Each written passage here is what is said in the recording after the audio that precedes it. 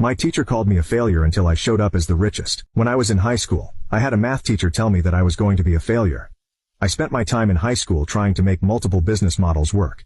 I told my teacher my dreams of owning a business, but she told me I should stop focusing on things that won't benefit me in the future. It never really bothered me until she humiliated me in front of everybody. I was always bad at math and she called on me to answer a math problem. I answered, but my answer was wrong.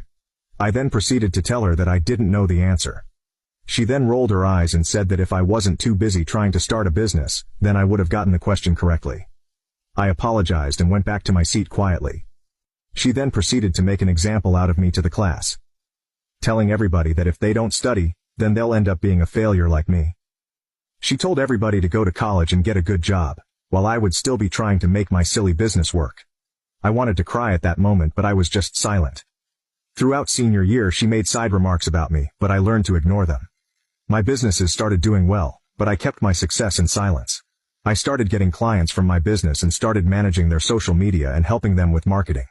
Everyone went to college while I continued expanding my business.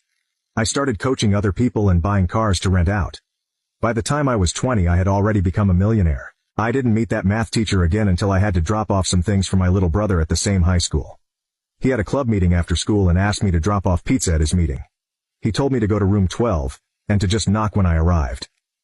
As I knocked on the door, my brother opened it and told me to drop the food on the table. When I said hi to everybody, I turned around and saw my math teacher with 3 other teachers talking to each other. My math teacher and I both made eye contact, and her face lightened up. She asked how I was and I told her that life was great. She then proceeded to tell me that if I paid attention, I would be in college instead of delivering pizzas for a living. You can now check if there's a part 2 by pressing share and more.